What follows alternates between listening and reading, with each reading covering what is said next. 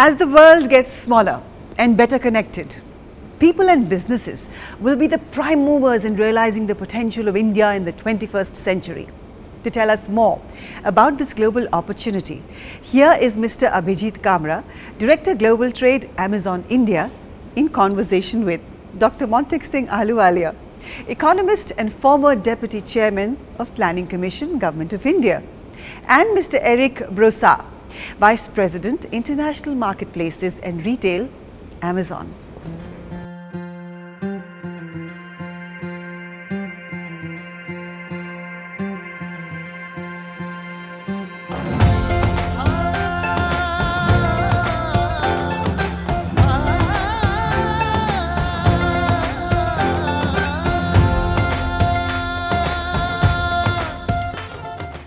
Hello everyone, I am Abhijit Kamra and I'm the Director of Global Trade at Amazon India. Welcome to Amazon Sambhav 2022. It's a privilege to bring you an exciting fireside chat on exports with the theme of scaling India's role in global supply chains and building global brands from India. Exports has been a key driver for boosting the economy, generating employment by providing greater market access, and consequently continues to be an important area for governments world over. In India, we are seeing a lot of momentum in exports. For the first time in history, India has breached the $400 billion mark in annual merchandise exports for FY21 and 22. And this has been made possible due to the unwavering commitment of the entire ecosystem associated with exports. As India moves towards the ambition of becoming an export superpower, we believe that embracing technology and e-commerce will be integral to unlocking India's exports potential and creating truly global brands from India.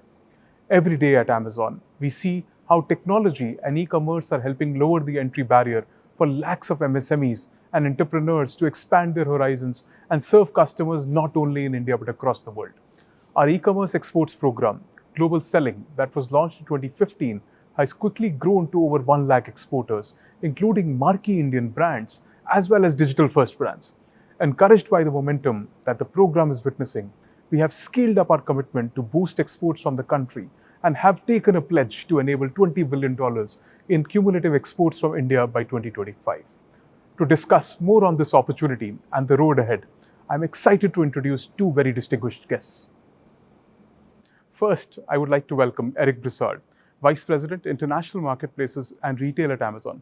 Based in Seattle, Washington, Eric leads Amazon's international marketplace businesses in Europe, Japan, China, and Australia, as well as all our cross-border initiatives worldwide. Welcome, Eric. Our second speaker needs no formal introduction.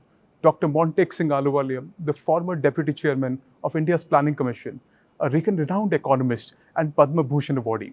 Mr. Ahluwalia's roles have ranged from being the first director of the Independent Evaluation Office at the IMF to being the youngest division chief of World Bank.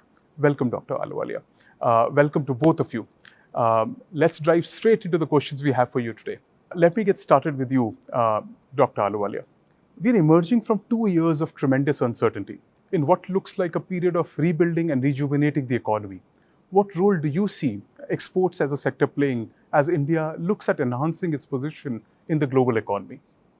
Well, as you say, like other countries, we are kind of emerging from a pretty bad position in the previous year because of the pandemic. And like the rest of the world, we are also swamped with uncertainty about what's going to be the impact of Russia-Ukraine in the year ahead.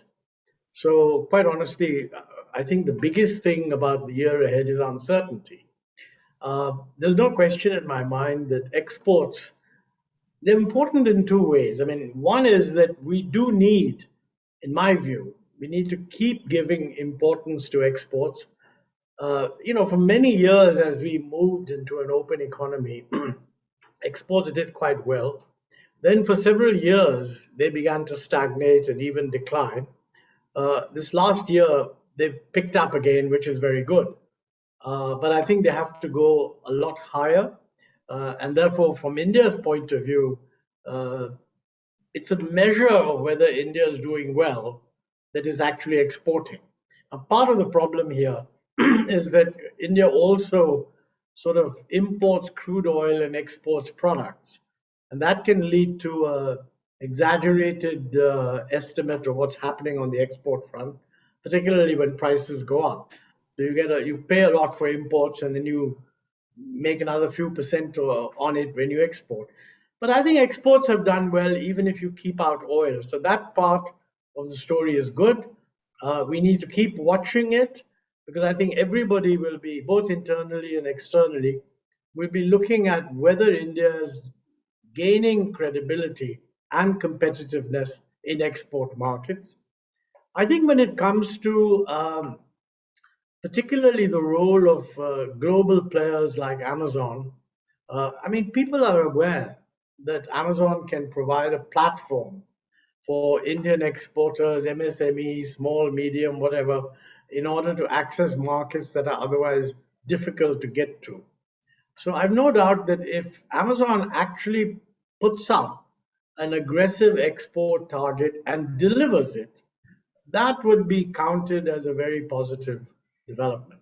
I mean, there will be people who will want to say, have you simply sort of diverted what was being exported without the Amazon platform to being exported through the Amazon platform? Those kinds of questions can't be answered.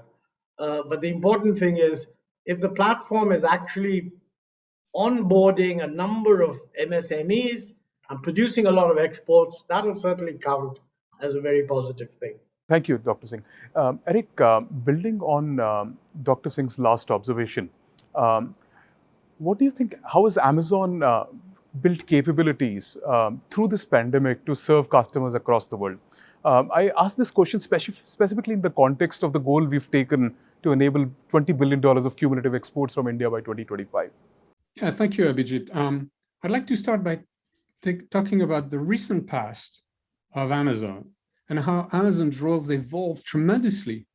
I mean, the unprecedented challenges the world has seen over the last few years. As you know, no one really had a playbook, to deal with the disruption we really experienced. As most physical venues closed, millions of people came to Amazon, relying on Amazon to get PPE, food, clothing, and various other items. It was really a tremendous change in the demand curve that we ended up experiencing. What we had to do is scale up very quickly our capabilities to serve that demand. And what really helped us were the many, many years before the pandemic, where we built infrastructure across the world to be able to scale it up and really transform our ability to deliver products and services to our partners and customers. To give you an example, it used to be taking us over 18 hours, to fulfill an item, meaning from the time we would get the order to the time it would be on the truck, 18 hours. Today, it takes us 2 hours. That's the type of improvements we've made to be able to fulfill the demand I was talking about. As you've seen this development, millions of partners, small sellers, medium sellers, large sellers, rely on us to deliver their products. So this is not only a set of investments that are available to Amazon. These investments we make available to all our partners across the world. And that's infrastructure that is so critically important to enable the exports that Dr. Ahluwalia just talked about. Thank you. Thank you for that perspective, Eric. Dr. Ahluwalia, now coming back to you. As somebody who's seen India's evolution and development so closely, what do you think are the fundamental strengths we have that are some of the important steps that we need to take to encourage exports from our country? Well, I mean, obviously, one of the strengths that you have is that you're a platform that's known around the world. So from any Indian exporter's perspective, although exporters now through the net can reach out to people in many, many different ways, there's no question that if somebody wants something and they go into Amazon and plug in what they're searching for, then a whole lot of products will come up. If a whole lot of Indian products also come up, that's a very major gain. And I think that is what you bring to the table, which at least at the moment, nobody else brings, because elsewhere in the world, You have some competitors domestically, but they're not internationally known as yet. So the special advantage that you have is give Indian exporters a platform which the world is familiar with. And the question is, are they using it? Are you helping them to use it? Certainly, if you measure what's coming out of that platform in terms of orders directed to these guys, that will, as it were, resound very positively in public perception as a contribution of Amazon. I mean, I'm not counting your contribution to consumers because, I mean, after all, if you could be making you are making a huge contribution to Indian consumers, but you're talking about exports here and not just e-commerce generally. Got it. Thank you, Dr. Ahluwalia. Eric, you talked about investments in logistics technology. What does it really mean for Indian businesses? You've been interacting with Indian entrepreneurs for a very long time and then seen how exports from India has shaped up. What do you see that's different now versus what was, let's say, a decade ago or 15 years ago?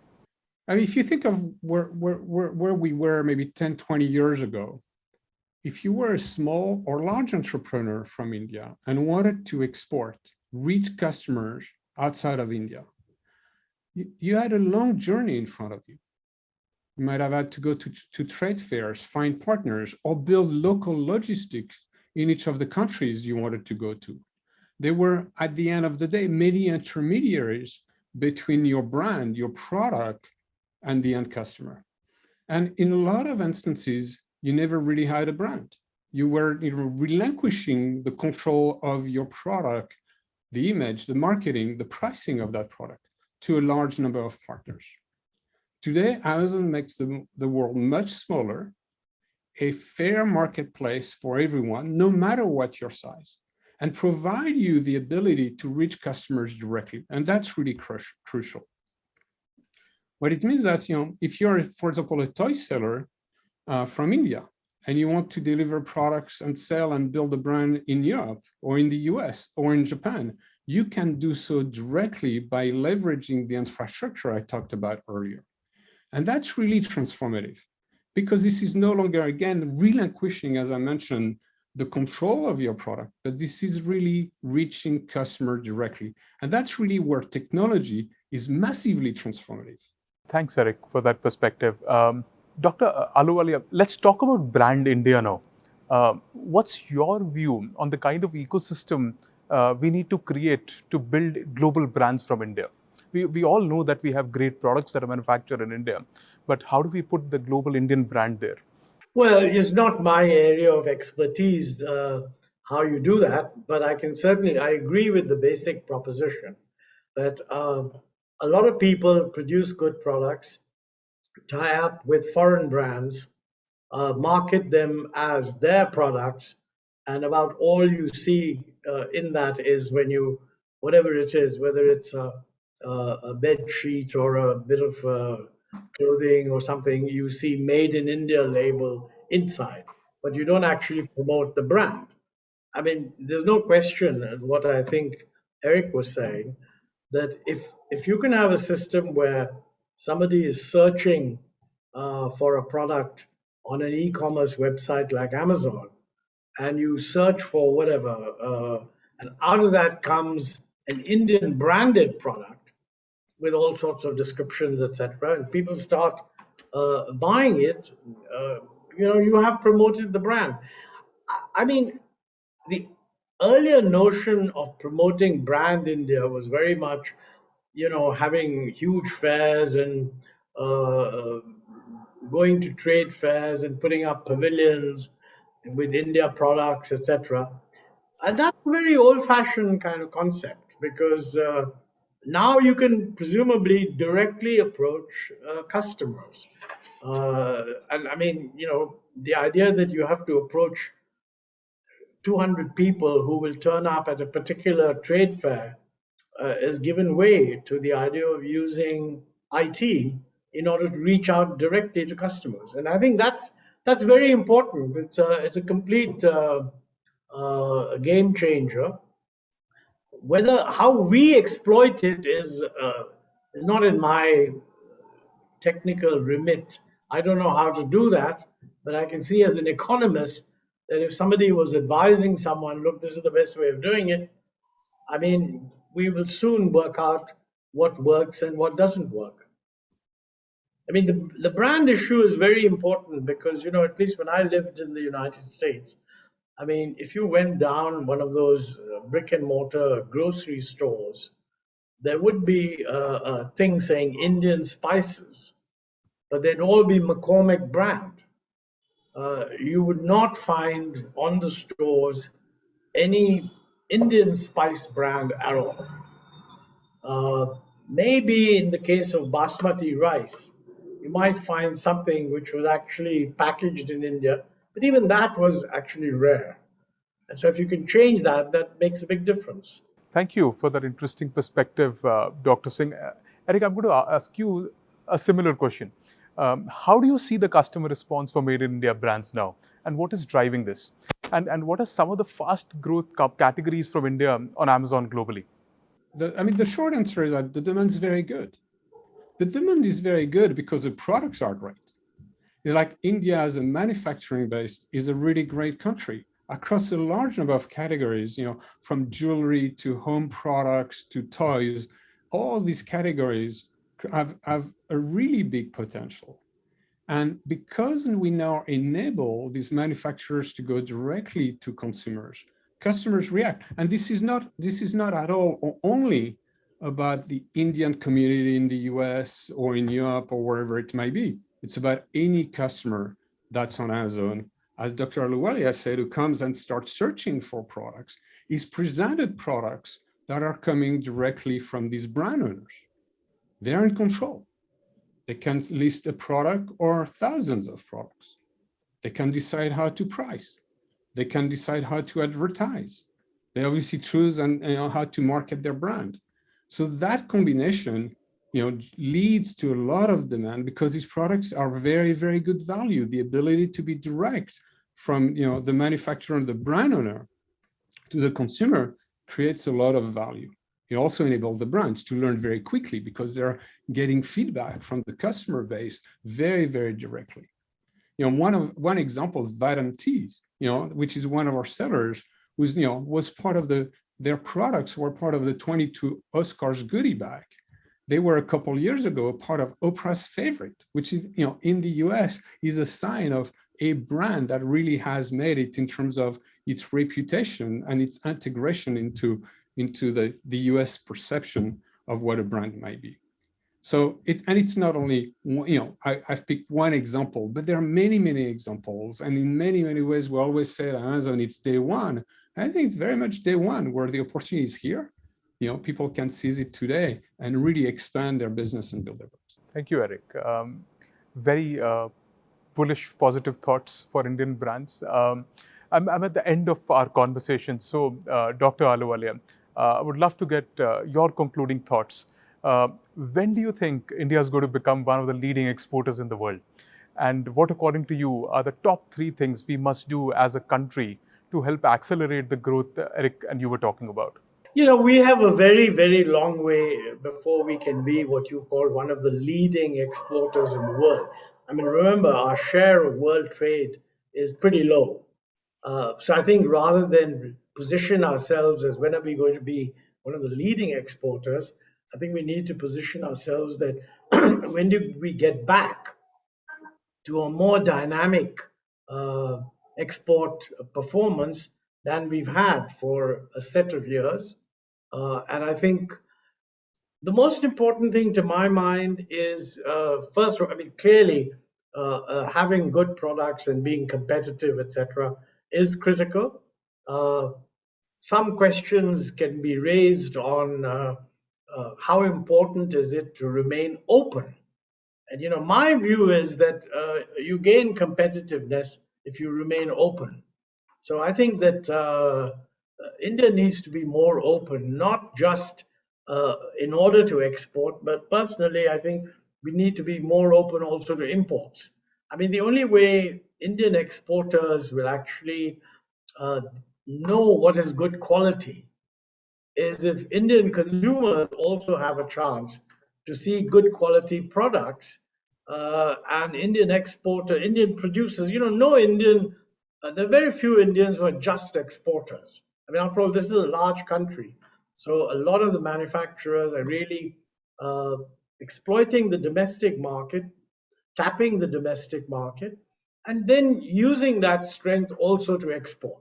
Sure, there are some areas like jewelry and so on where you have practically 100% export efforts.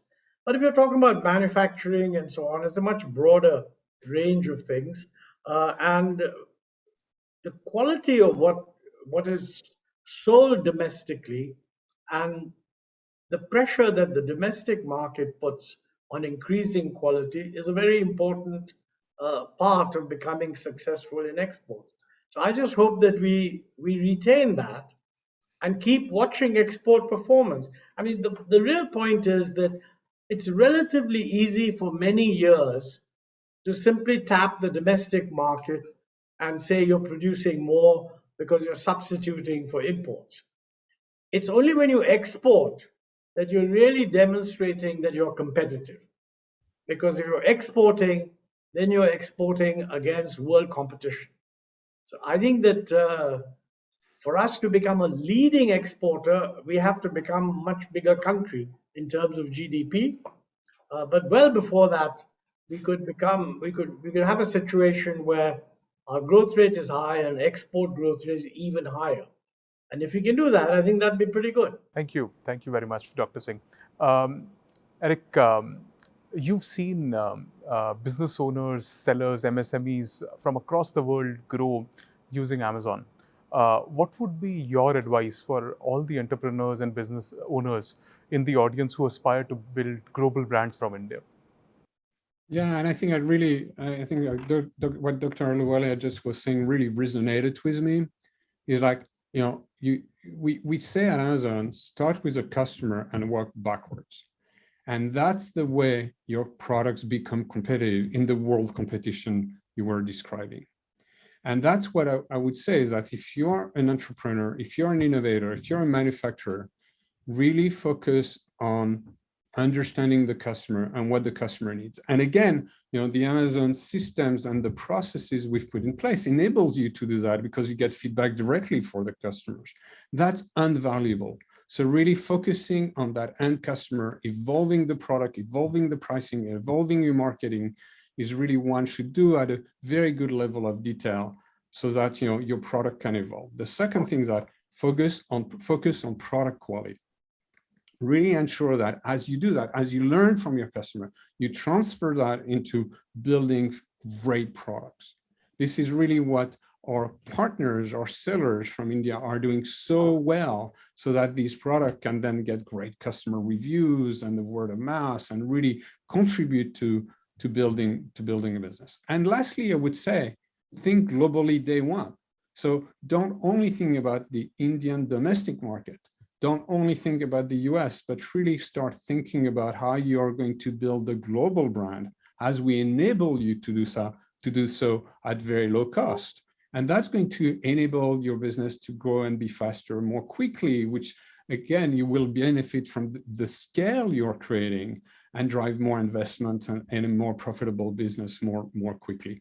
So these would be the three things I would say. Start with the customer and focus on the customers, build fantastic products, and think globally by leveraging all the services and infrastructure we've built across the world. Thank you. That's great actionable advice for everybody out here who's listening, who wants to build a global brand from India. With that, we come to the end of this very engaging fireside chat. Thank you very much, Dr. Ahluwalia and Eric, for joining us today here at Sambhav 2022 and sharing your thoughts with us. I would also like to thank everyone who's logged in to be part of this session. Stay tuned, lots more coming your way in Amazon Sambhav 2022. Thank you, everyone, and have a great day. Thank you very much. Thank you very much. Thank you. प्रगति का चक्का